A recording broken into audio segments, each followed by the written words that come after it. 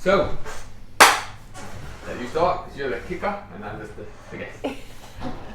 Hi guys, hope you're okay. This week's podcast, You Fit Live, is not live, as you can see. It's recorded. So I'm going to make Sam my guest today and interview him as we go through. Easy. But today what we are going to talk about is a little bit more around the psychological side of change and transformation and the journey that people go through, whether it be gaining weight, losing weight, and this man's probably seen it all, so he'll definitely know. But one of the things we put up this week on our Facebook Insider group for our members was a video talking about onions and calling people onions. So when you go through any particular stage of change, everybody's got their own little layers. Some people will call them walls, but let's call them onion layers in this particular scenario. And depending on where you are, you'll have to peel off some of those layers to gain an understanding as to why you've become the person you've become. So I had a client today, we were chatting and she said, you know, since I've started this journey for the last few weeks, I just keep crying and I don't really understand why. And so we kind of chatted about that, and it was the first time that she's put herself first. And that whole process is quite a daunting thing for her because she's never done it. So it's kind of wobbly ground. She doesn't really know what it feels like. She feels a lot of guilt surrounding putting herself first, and she's having to deal with a lot of stuff. So from your perspective as a coach, you've got a client that comes in and they're having to face a lot of layers. How do you push them through? What's it like? Putting themselves number one. So for me, when you coached me through certain situations, I could not put myself number one during that time. So apart from you wanting to bang your head against a brick wall all the time, how do you help? Like, what's your process? How do you help people through it? I think it's a process. For the majority of clients, what they do, or what a lot of us do in general, is assume. We assume about that things, what will potentially happen. If I did X, this may happen. But when we think like that, that multiplies our thought process, so therefore we think of all the bad things that will happen, rather than just taking one course of action and then seeing where that takes us. We think of something relatively small, like putting yourself first, and then we go, okay, but what about my kids, or what about my husband, or what about my job? And you put yourself into this little cycle where you, instead of actually making any progress, actually you then shut off and actually don't make any progress. But when it comes to obviously peeling back the onions, the first point of call is obviously taking a leap of faith, but also surrounding yourself with a team that automatically supports you to some degree, and also gives you an opportunity to bounce ideas off. Like a coach, like we're not here to dictate you do X or Y. We're here for you to be we're here to be a soundboard basically, and you go, I'm feeling this situation, what do I do? And it's our role to give you perspective and actually make you see that actually putting yourself first, or whether it's another challenge, but we'll just go with putting yourself first. Putting yourself first will actually benefit X, Y, and Z, but we have to make you realise that. Now, if we make you realise that by giving you open questions or challenging your thought process, and then you go and do it, the likelihood you're going to experience that actually wasn't that bad. So an example when it comes to putting yourself first, I had a particular client that didn't think her husband would step up and support her while she went and trained and why she looked after her food, etc. But the beautiful thing is, because she made a commitment to change, that's a big first part, she decided to change, she booked the sessions in, she arranged it with her husband, and now 4 months on, what you find is that, for instance, her training regularity is a routine, but also her husband actually is taking more of a role in the children's lives, which at first was quite scary for her from an onion layer. Obviously, given the fact that she brought the children up, actually giving the husband the opportunity to actually get to know the children and actually help develop them, actually is a quite scary thought process for a mother. And that may seem daft, but actually, when you take a mother in general, they're more like the carers. They're the ones who organise things and look after the kids majority of their lives to some degree, if you're all honest. But then obviously what she's done is flipped it, and she's flipped it back on her husband, and she's give him, not her, or it could be her, give him more responsibility, and actually what he's done is actually stepped up. And that's what he's realised is actually he didn't spend enough time with the children, but actually his connection with the children is far greater than before she even started fitness. So for instance, the fitness element for her the first point for her was to feel confident, and that's one layer. But the second layer, what's unearthed, is actually a fact that the relationship at home is better, but also the relationship with the children and dad is actually better because she wanted to look after herself. So at the start, when she was at the start going, I can't make time for myself, I can't do this, I can't do that, which is very negative, and obviously she was making a lot of assumptions, the reality of it now is very different from her assumptions. But you have to go through that process, eliminating and actually playing it out. Like, we can all assume things are going to happen in this world, but ultimately, until we were in the process of actually doing, you're never going to realise that it work or not. What?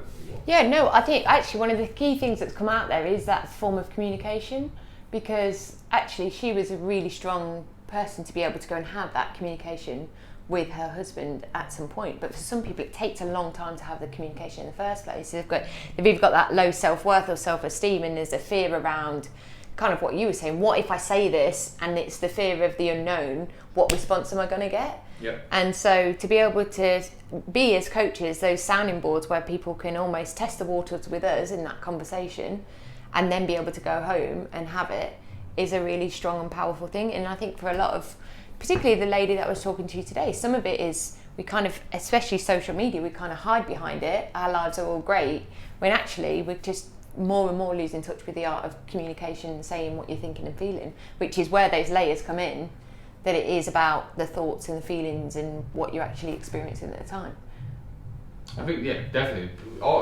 Peeling back the onion is all about communication. Most people hold back or don't actually communicate at all, and that just makes the onion harder. Because, yeah, it's just simple terms. Peel back the onion is about communication, but if you're not willing to open up to your loved ones or people around you, then you're going to stay harder. So that your actual armour, if you want to call it armour will get harder and it get harder to break. This is why when your armour is very hard to break, you find you yo-yo a lot in diets. So you'll start with good intentions, but then you'll go back, and it's because you've got to a layer. So you've got by the first layer, which may be the superficial layer, but you've not gone by the second layer or the third layer, so therefore you end up resorting backwards. Because each layer that you go through, and Kerry said this many times, that each layer you go through, the closer you get inside the onion, obviously the more potentially it will make your eyes water. But that's the same process of going for yourself. To learn about change, each level will be challenging, and some levels will be emotional based, some levels will be physical based, but majority of them will probably be more emotional than anything. Yep. And you've got to learn how to overcome them. But that comes with the art of communication, actually talking, because one of the biggest things that we've lost, and especially for the clients that we see, remember a lot of them have got husbands, and a lot of them in relationships when you have children, and again I don't have children, but one of the things I see and hear quite a lot is that when you have children, your life becomes consumed by the child, and unfortunately when the life, and that's a good thing, but it can also be a bad thing as well, because when the children consume your life too much, then you forget about you and your husband. And when you forget about you and your husband, and that's when it becomes a value thing, and that's when your belief systems kick up as well, and then peeling back the onion becomes harder. Because some clients, for instance, what I've seen, come to me and go, Sam, I need to lose X because of this, but then they go through the membership option, they're like, wow, my husband won't support me on that. Yeah. Right? And you're like, well, you just told me X, Y, and Z why you want to lose weight. Yeah, but my husband won't support you. And it's due to the fact that she's not had a conversation or opened up to her husband of how she truly feels. Like 9 times out of 10, if my partner comes to me and tells me how she feels, and she's not happy about shape X, Y, and Z, and there's a service out there that will provide for her, then by all means, then I'd help her and I'd back her all the way. But again, a lot of women come up to that barrier where when they're not earning or they aren't earning, they can't justify the cost on themselves. So again, that's another onion you have to unlayer. So the onion's a big topic. It is, because then it comes down to, we talked about it earlier in terms of identity, because as a mum, you just feel like you're a mum. #mum. Yeah, #mum, right? So it's in that sort of scenario, you've always just lost your sense of self-worth and your identity. All of a sudden overnight you became somebody that became responsible for caring for other people. And on the same token, with the cost of things, your first thought is always to put your kids first, and then all of a sudden to ask them to actually put themselves first, because ultimately them doing so and being healthy, they're investing in that, their kids are going to see it, and that's going to have a role model effect in all of the knock-on. So it's the bigger picture stuff, but it's trying to break through some of those layers as well to change perceptions about yourself. It's very challenging because most people don't see the bigger picture. No. Like, for instance, if you sit here, if everyone was honest right now, watching this, and said, "Are you a role model to your child?" If most of you say yes, then most of you are bullshitting. Yeah. Honestly, because if you break down what a role model really is, a role model is someone that you inspire your children to make better decisions, ultimately. Not dictate, but better decisions. Now, a lot of you have challenges with food, or relationship with food, or binge eating, or you're dieting, any of these factors, I'm going to be honest, if your children's less than 5, they're going to pick up on it sooner or later. But when they get to 10, they're going to pick up on it even more so. Then after 10, you can't control it to a degree. That's what I believe. Again, this is my opinion, so again, if you want to have an argument, then we can do, but ultimately it's opinion based. But what I'm trying to get at is, for instance, a lot of us have got behaviours or things like that what need to be worked on, and they are hard. But if you really ask yourself, if you look at the initial investment, what you're paying yourself, and you really put the time and effort in, actually that reward will pay. It's priceless, because money is not an object. Because actually, if you can help your children go through life, being educated around nutrition, healthy choices, making better options, etc., and they can do that for their family and themselves, actually the investment what you just put in for yourself is actually a bigger return. Yeah. And it's priceless, because you can't buy that ultimately. So the more you work on yourself and the more you put yourself first, the likelihood it's going to pay dividends to everyone else. We typically hear out of jokes, for instance, Sam, I've changed my nutrition and I'm exercising, actually my husband is losing weight. That's a benefit, right? Yeah. It is a benefit, right? Of course it is. But that's where it's priceless, because obviously your relationship becomes better. But people don't look at them elements; they just look at pure cost, but they don't look at what it gives you. But even again, go back to big picture, priceless, because actually, if you're investing in your health, you're doing everything in your power to stay healthy for as long as possible, to be in those children's lives as long as possible. That in itself is priceless. Yeah, you can't control any of the illnesses or anything else, but you are doing everything you can do within your control to be able to be around for them as long as possible. Which, sure, you want to watch them grow up, have kids themselves, and become grandparents, I suppose. So, yeah. Personally, I was having a chat with Rafa, so I think the onion theory is a big one. I think only until you start to peel back the onion layers, but then challenge each onion layer and actually become better than the onion layer itself, actually where growth occurs, but actually it makes you stronger. Whereas when you're trying to fight a layer of onion, you feel weak, you feel insecure, and then therefore you will go backward. But actually, if you go through that, actually the power that it gives you and the strength it gives you actually makes you strong, so therefore you can go to the next one. Yes, the next one may be 10 times as hard as the first one, but trust me, you've built another couple more powers of strength to go through that. And I'm still learning on my journey. I'm still going through phases of learning, whether that's about business, whether that's about personal life, relationships, etc. But what I can honestly say that if I keep going through each barrier, I get stronger, whether that's mentally and physically, but ultimately I get better. So actually I like the challenge of breaking through an onion layer. But an onion layer is hard. Like a lot of you are probably looking at me and Kerry going, you just rock up and do it, right? And that's what the perception is like from the outside world. Personal trainers or coaches, they know everything. Actually, in reality, if we're going to be honest, right? I had a coach. I probably had a coach for nearly 6 months of the year, right? Talking on NLP and mindset and headspace. Right? Kerry has a coach now, right? So we're not invincible ourselves. We're just choosing to work on ourselves. And when we're choosing to work on ourselves, right? What you lot don't see is the heartache he actually gives us. But I think also it's that whole, you wouldn't think twice about going to see the doctor to go for a health checkup, or you wouldn't think twice about taking a car for a service. And I know it's like really shitty metaphors, but nobody thinks, right, actually, what's going on in my brain? Because if my brain was cleaned, then that's probably going to help a lot of my life. But there's such a bad kind of, I guess, to turn around to someone and say, okay, why don't you go and see a therapist, or why don't you go and see like a coach, like we've just mentioned, or whatever, then people are kind of a bit fearful of it because it's seen as a weakness, and it's not a weakness at all. If anything, it's actually a really strong thing that you go, I know that this is a muscle like anything else. I would go in there and if I want to work my arms, I'd go and work my biceps and be like, right, that's what I'm going to do. But actually, if I want to work my brain, then no, actually, I don't want to touch it. Well, it's kind of, that's another boundary, another personal onion layer to break through, and actually sometimes to go, do you know what, I do need a bit of help. and so what am I going to do about it? Yeah, I'd agree with that, definitely. Yeah. That's interesting. That's so true that people go to a doctor or physio and think, yeah. But actually, when it comes to work on the brain's hardest. Most people think they've got a nail, I know what to do. I hear that quite a lot. I know what I need to be doing. Well, if you know what you need to be doing, obviously you don't, because you're not doing it, and then you're overweight. Yeah. Right? Or you've got other challenges. So actually, if you know what you're doing, you'd actually be doing it. So therefore, there is psychological behaviours or issue. They can stem from when you're a child, right up to adulthood. They can stem from traumas. They can stem from anything. But if you're choosing not to work on them, they'll always haunt you, and they'll always bite you in the ass, because they'll always stop you living life to the fullest. And having regrets. Like, here's a basic one you just said about childhood. So how many times when you were sat as a kid with your food, you're told can't leave the table until you finish your meal, and you can't have pudding until you finish. So you just get used to eating, right?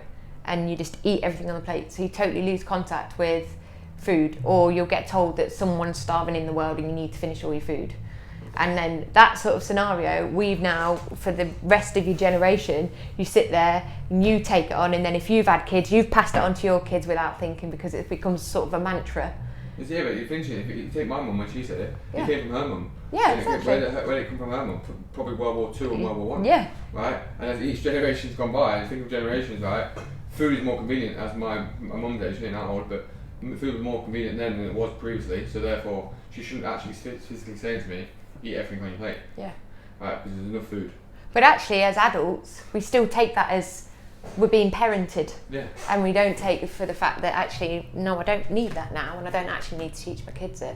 So even that's a layer of understanding how your childhood can impact the here and now. But you're true, you walk through a layer, and if it's scary, because those layers have protected you so long, like with food. Food is the biggest, yeah. So for food, I've seen this happen on a let. I've seen someone lose weight, so whether that's 10 kilos or 20 kilos, so the example I'm going to give is 20 kilos in the first year. The second year though, they put all the weight back on. Nothing's changed, No. but they still train, but they just eat. They eat for comfort. And they eat for comfort because when they lost weight, 9 times out of 10 they thought life would be better and life would be different because they've lost weight. And when the realisation kicked in that life wasn't any different, they chose to eat and comfort. Because actually what they're really looking for is a breakthrough in other areas of their life, whether it's relationships, whether it is mostly 9 times out of 10 it's relationships, or have a family. When they realise that don't tick the box, they just protective eat and they go backwards. Because the reason why most people binge eat as well, because they know, logically they know, if I eat more, I put weight on. Yeah. When you say I eat less, I lose weight, that's quite, it's too simple. But most people definitely, I've heard it before. Like, it's time I eat because I know that I'm going to gain weight, so actually, you know what, it makes me feel better. Yeah. Which is, when I think about it, it's like, I'm like thinking logical, that's so bizarre. But actually it's quite true. But the biggest thing is, yeah, when people reach layers, or reach sizes, so you could be a size 18, get to a 6'14", and you have that conundrum, I want to be a 10, so I want to be a 10. Well, why am I not getting there then? And then it's a behaviour, and it's something else, it's another reason why. Now, we challenge them, I challenge them certainly to why they won't get further, but they'll always go, I don't know. And when we be honest, don't know is not an answer.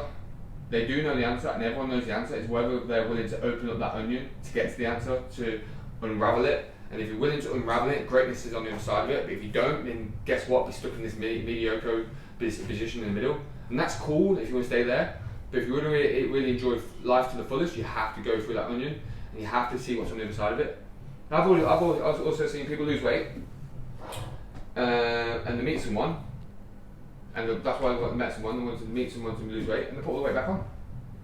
Yep. Because they took the box, it's a tick box. You know what, I need to lose weight to feel confident. So confidence is what you really want. Yes, okay, cool. So they lost weight, that's one onion, but then that's given the second layer, which is confidence, got confident, started meeting people, and then eventually met someone. Met someone, trust me, literally got too comfortable, put all the weight back on. Okay, and it's this vicious cycle. Yeah. But I see it all the time, and it's human nature. So we're not saying like it's bad to be this way, because it is human nature. We do this. Like even myself, Kerry, and all the other coaches, we do it in some forms. It's just the difference between us and yourselves is that we understand our behaviours more, and we understand why we do what we do. And I think that's the biggest thing. If you understand why you do what you do, then the likelihood you can change it. But if you choose to ignore it, that's different. But a lot of us, like myself certainly, I'm very in tune with why I binge eat, or if I have a big bowl of ice cream or anything, I am very aware. I think that's the biggest thing. If you're aware of why you do it, then you potentially change it. If you're aware of it and then choose to be oblivious to it and just hide it, there's a different reason for it. Yeah, I agree. And it is about having that awareness, and if you're not 100% sure, being able to reach out and, like with us, we are, our job, yes, it's on the gym floor, but a lot of it, we realise that people are only going to be here maybe 4 or 5 hours of a week, and actually the biggest impact is the stuff when they're outside of the gym. So if we don't help support them in that scenario in some way, then actually we are not fully supporting them from a holistic approach to coaching for that individual. So for us, we know how valuable it is to be like helped through that process. And I think that's the same thing, is if you realise or have an awareness that you've got some layers and you need to face them, then that's where potentially you need to be reaching out to a coach going, okay, I need to figure out some of these steps, because ultimately the yo-yo is shit. It's like, you don't want to keep doing it. It's tiring for a start, and you just go round and round and round and round in circles. It becomes a frustration battle. And when there's an answer, and the answer is, yeah, it's hard, but the thing about the onion is, like you said, you get to the middle, and it's true, that's where you get the most sting in your eyes water. But actually, if you were to taste that bit in the middle, that's the sweetest, it's literally the sweetest bit of the onion. And that's exactly the same with life, is this stinging, the hurting bit unpeels everything. The magic and greatness Sam talked about, that's the sweet spot. And that's what it's all worth in the end, to push you through. No.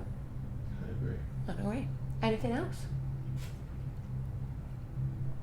No, I think we talked about learning quite a lot. I think we covered it.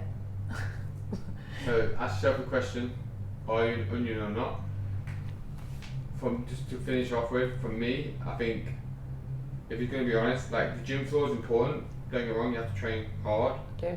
But one-to-ones are more important. If, as a client, and this is going obviously to the worldwide, if you have a coach and you sit with the coach and you're honest with the coach, and then you get actually coached, then you'll make great steps forward. If you're getting coached and you're saying things to the coach that you think the coach wants to hear, you're only going to make small marginal changes, but then you're going to go backwards. But the thing is always in the pudding. I'd rather be, what's the tortoise in the hare? I'd rather be the tortoise with slow, steady progress, rather than one big change, because ultimately one big change never lasts. Nope. That quick fix approach doesn't work. Or flat on your face. Yep. Here, many times. But yeah, I totally agree. I think you do need to ask yourself where you're at. Be honest, write down some of the things that you think might be stopping you in terms of your progress from a layer perspective, and then reach out to a coach. And if your coach, like Sam said, because this is going worldwide, so this is like not necessarily our members, but if you are with a coach and that coach isn't helping in that area address it or challenge you to look at those layers, then I'll be honest, maybe you're not with the right coach, because a good coach should be challenging you and should be helping to support and guide you through those layers, because that's what you want. You want change, and you want to be able to get to who you deserve to be and want to be. A good coach will always refer you out when in doubt.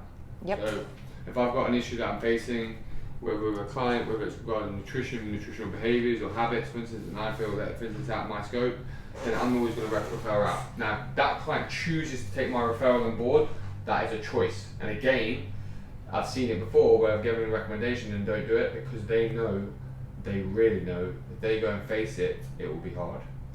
But I've had clients where I've gone and done it and actually faced it and actually come out on top of the world.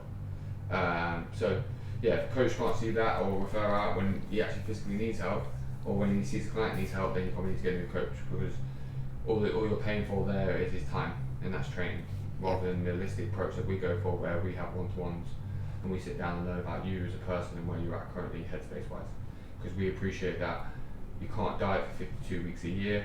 It's physically impossible. And that actually life will throw obstacles in its way that we need to overcome. And that you are more than #mum. #mum. Cool. Alright, if you've got questions, pop them in the comments box below and we'll get back to you. But otherwise, Have a great Friday. We'll see you soon. Bye.